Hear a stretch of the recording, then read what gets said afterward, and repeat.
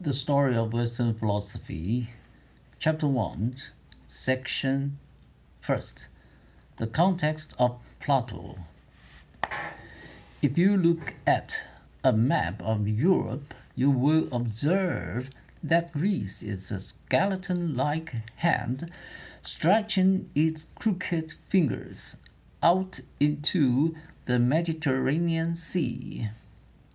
South of it lies the great island of Crete, from which those grasping fingers captured in the second millennium before Christ the beginnings of civilization and culture.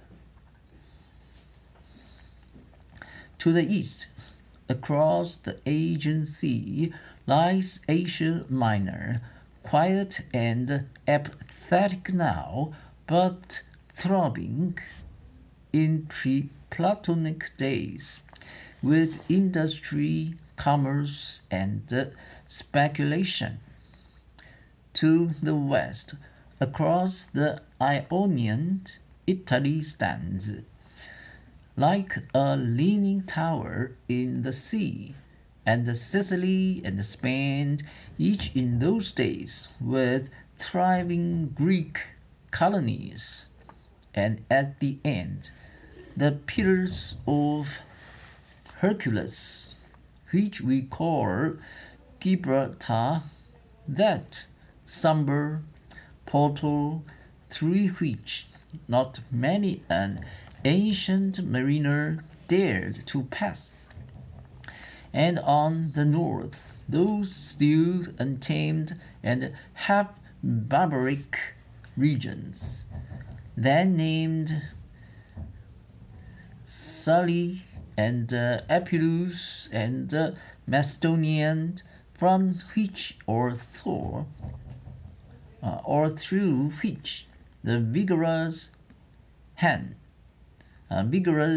bands had come, which fathered the geniuses of Homeric and Periclean Greece.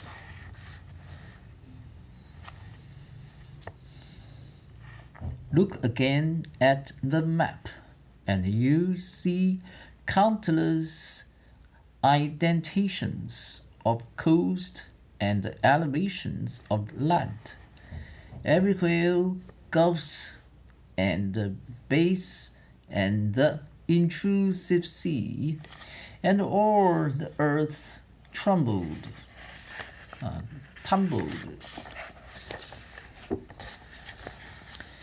and tossed into mountains and hills.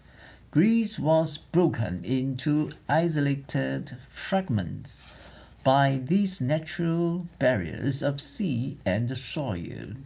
Travel and communication were far more difficult and dangerous then than now. Every valley, therefore, developed its own self-sufficient economic life, its own sovereign government, its own institutions in dialect and religions and culture.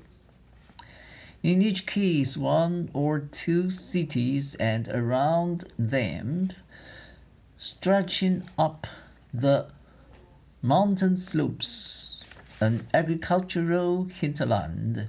Such were the city-states of Eusia and Locris and Aetolia and Phocis and Boeotia and Achaia and Argolis and Elis and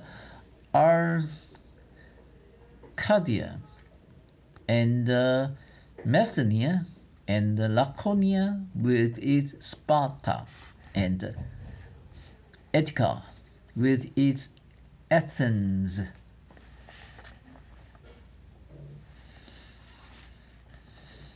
Look at the map a last time and observe the position of Athens. It is the far east of the larger cities of Greece.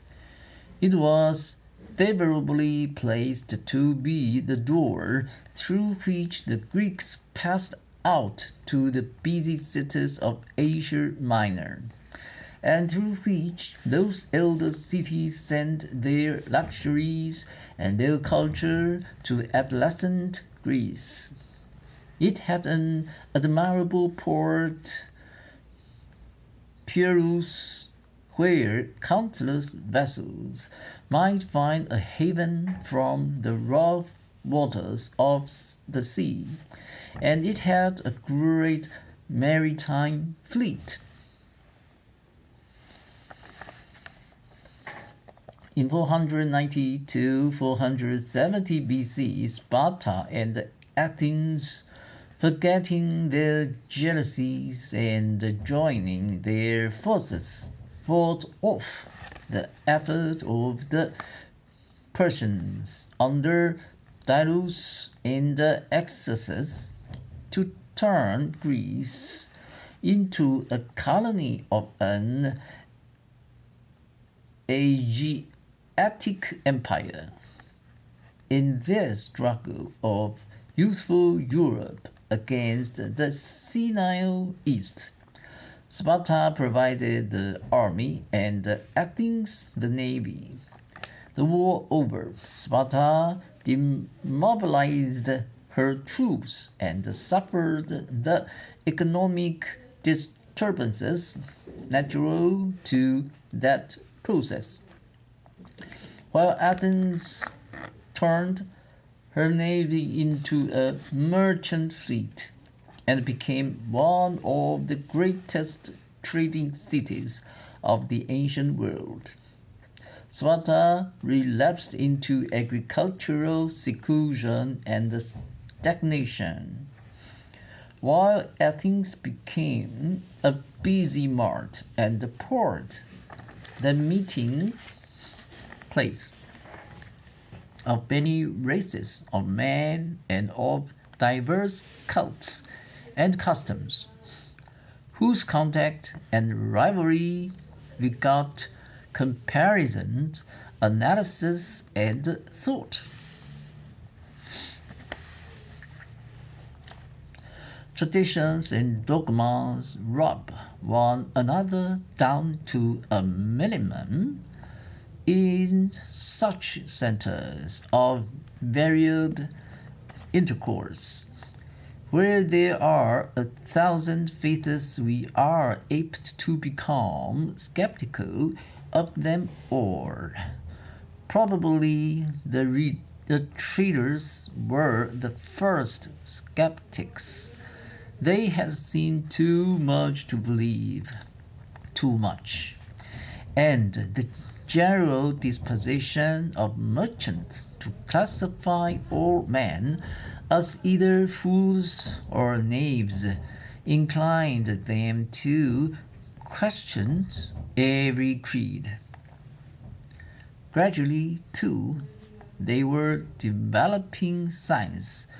Mathematics grew with the increasing complexity of exchange, astronomy with the increasing audacity of navigation. The growth of wealth brought the leisure and the securing, which are the prerequisite of research and speculation. Men now ask the stars not only for guidance on the seas, but as well for an answer to the riddles of the universe. The first Greek philosophers were astronomers, proud of their achievements, says Aristotle. Man pushed farther afield after the Persian Wars. They took all knowledge for their province and sought ever wider studies.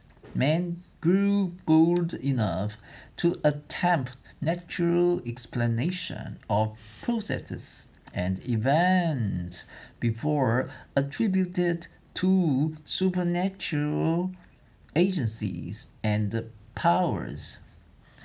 Magic and ritual slowly gave way to science and control, and philosophy began.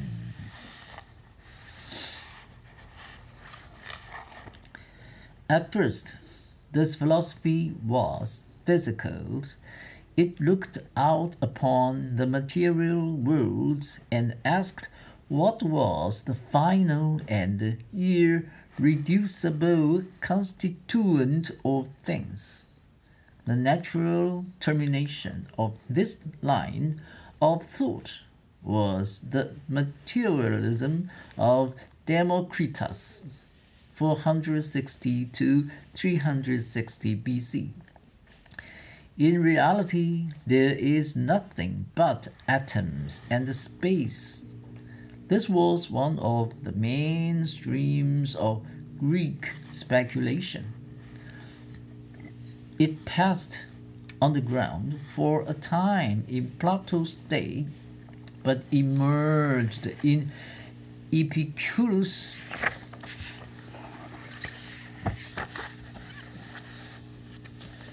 342 to 270, and became a torrent of eloquence in Lucretius, 98 to 55 BC. But the most characteristic and fertile development of Greek philosophy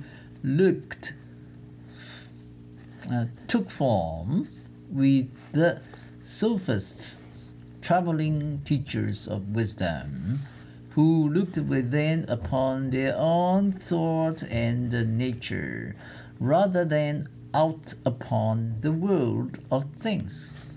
They were all clever men, Gorgias and Hippias, for example, and many of them were profound. Protagoras, Prodicus. There is hardly a problem or a solution in our current philosophy of mind and conduct which they did not realize and discuss. They asked questions about anything. They stood unafraid in the presence of religious or political taboos, and boldly subpoenaed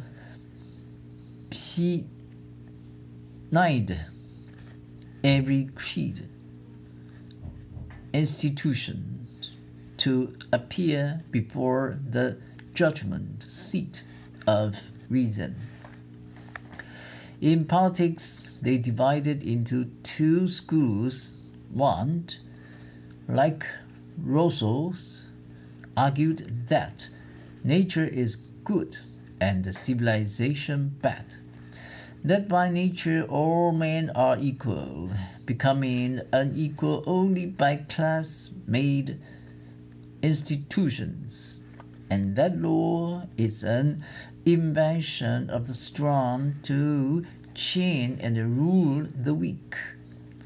Another school, like Nietzsche, claimed that nature is beyond good and evil, that by nature all men are unequal, that morality is an invention of the weak to limit and deter the strong, that power is the supreme virtue and the supreme desire of man, and that of all forms of government the wisest and the most natural is aristocracy.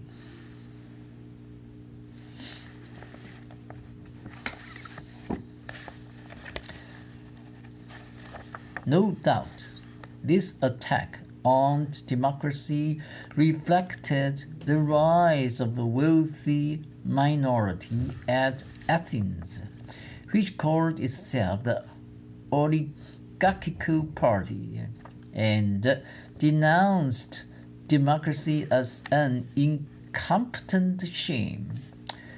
In a sense, there was not much democracy to denounce, for of the 400,000 inhabitants of Athens, 250,000 were slaves, without political rights of any kind, and of the 150,000 freemen or citizens, only a small number presented themselves at the ecclesia or general assembly, where the policies of the state were discussed and determined.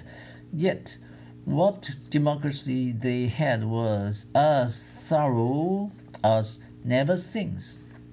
The General Assembly was the supreme power and the highest official body. The dicasteria, or Supreme Court, consisted of over 1,000 members to make bribery expensive, selected by alphabetical rote from the roll of all the citizens.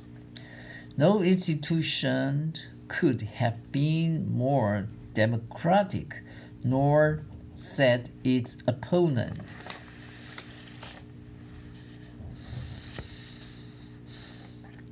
During the great generation-long Peloponnesian War, 430 to 400 BC, in which the military power of Sparta fought and at last defeated the naval power of Athens. The Athenian oligarchic party, led by Croesus, advocated the abandonment of democracy on the score of its efficiency in war, and secretly lauded the aristocratic government of Sparta.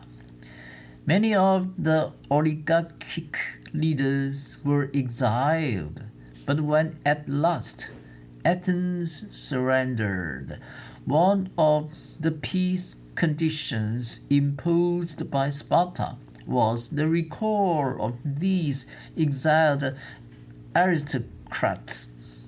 They had hardly returned when, with Croesus at their head, they declared a rich man's revolution against the Democratic Party that had ruled during the disastrous war. The revolution failed, and Croesus was killed on the field of battle. Now, Croesus was a pupil of Socrates and an uncle of Plato. The section is over.